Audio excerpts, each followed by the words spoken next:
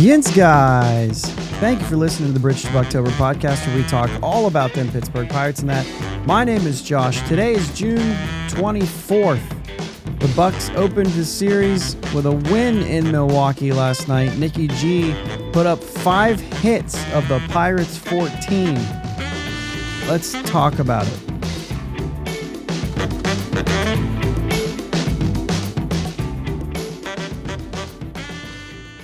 Braxton Ashcraft got the start last night in what was a bullpen game for the Pirates, and it seemed to work out this time. Obviously, with the doubleheader, Heaney and Skeens going on the same day, this would have been short rest for Andrew Heaney, so he's pushed to tonight. Ashcraft gets the start, goes 3 innings, just a hit, just that one base runner, 2 strikeouts, and then turned it over to the bullpen after those 3 innings. Hunter Stratton gives up 3 runs, Sugar 1. He gets the win in the blown save. Yelich hit the home run off of Sugar to tie the game. Pirates would come back and take the lead on an IKF triple and win it 5-4. Isaac Mattson came into this game and threw 1 2/3 innings, 1 hit, 3 strikeouts. This guy was a good story, but like he's become a really good reliever in this bullpen, and that's been a good surprise. It's someone, like this that you're just not sure about. There's a bit of a story. Local kid comes in. I mean, Erie, PA, right? Went to Pitt, all that stuff, and but it's worked out. It's just 10 games. It's 13 1/3 innings. It's not a huge sample size. He got his first official hold tonight, which means it was a save opportunity, and he didn't finish the game. But so far, he's doing this with a 114 batting average against and a 0.60 whip. That is not very many base runners. 13 strikeouts to 3 walks as well. So everything points to he's been very good early on this season. The real story in this game, though, was Nick Gonzales. 5 hits for Nick Gonzales. Drives in a couple runs along the way. And maybe made a couple base running mistakes. But we're not going to be picky. He had 5 hits. So his 5 hits, he starts off in the first inning with a double, RBI double, scoring Reynolds. And then his next at bat singles to right, a 106.9 mile per hour off the bat hit. And then he drives in Reynolds again in the 5th with a single after Reynolds had doubled. And got thrown out at second, trying to, get into scoring position early in the inning. Just maybe a good play, maybe shouldn't have gone there, but either way, trying to make something happen, can't hate him for that. Then in the 7th, he singles to center. And then after that, Horwitz hits the ground ball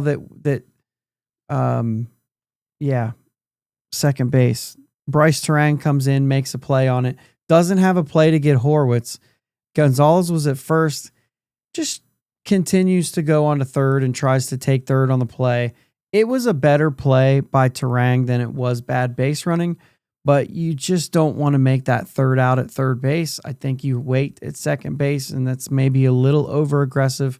And again, you don't hate aggressiveness, but you just don't want to make that last out at third.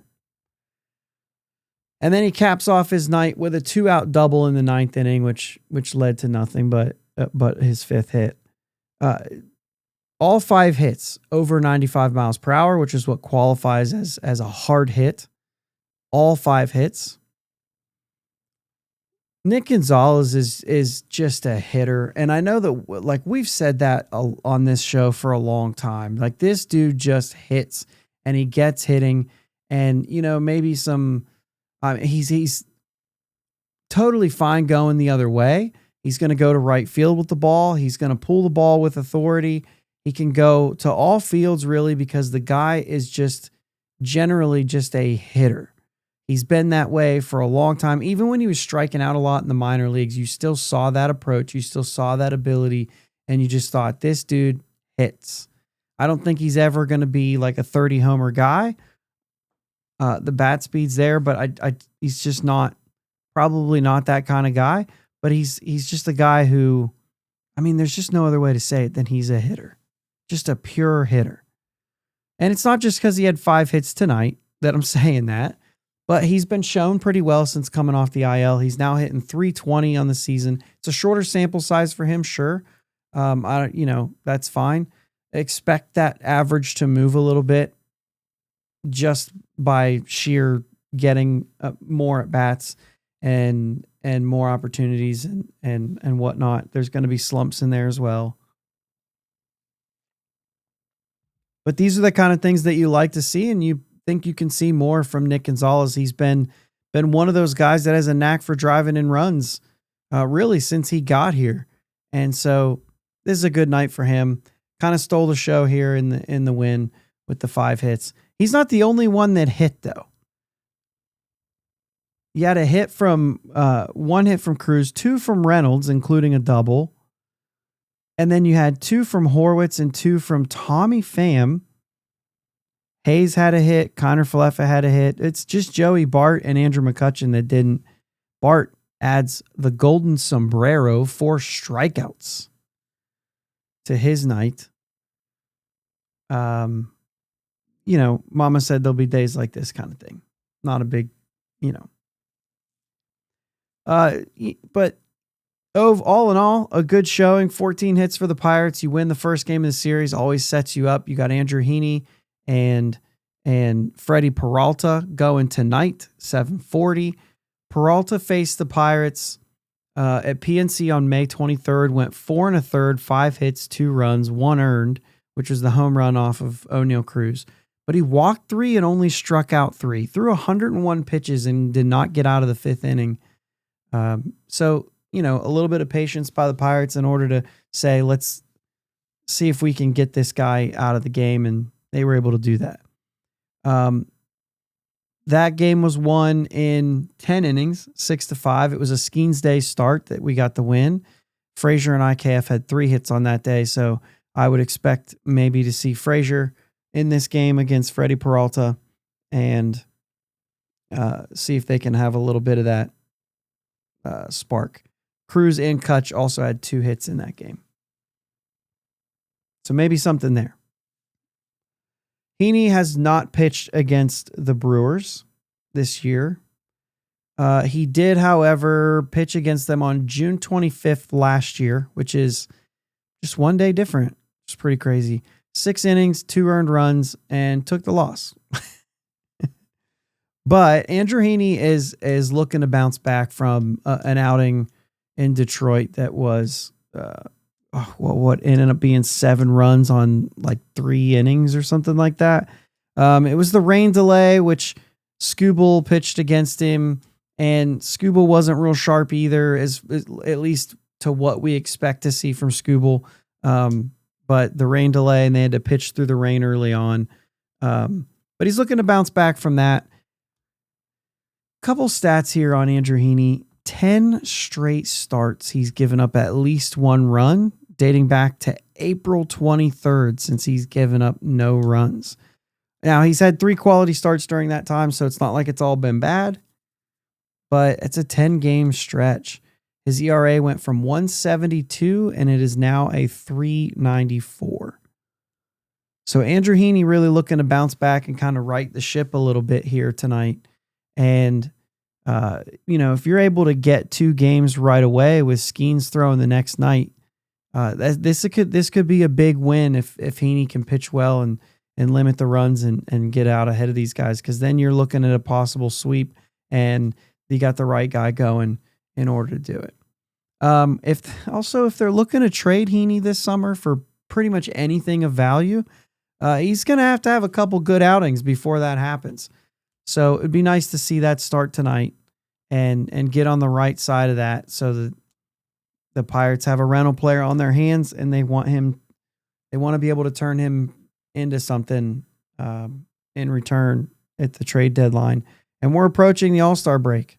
So the All-Star break and Cal Raleigh for the Seattle Mariners just hit his 32nd home run tonight. Just absolutely bonkers what he's doing right now. We can't hit the ball over the fence. You got a catcher who sits down. He's a good catcher too. Sits down all the time, and he's got 32 home runs before the All-Star break. Like he's getting into some rare air right now. But luckily we don't have him this series. So either way, Pirates tonight, looking for game 2 win. Maybe set things up for a sweep. Maybe just try to at least seal the deal on the series right away. So Andrew Heaney, you have that task in front of you. I want to take a minute before we get out of here to talk about Spotify. I don't know why Sunday night's show did not post on Spotify yesterday or Monday. I mean, I'm still trying to troubleshoot. I'm hoping this episode even shows up there so that you could even hear this and then go back. If this does go to Spotify and we skip an episode on there for whatever reason, there are links in the description. You can go out to the site. You can listen to it. You can also check it out on YouTube for the video portion of it for the Sunday Night Live show.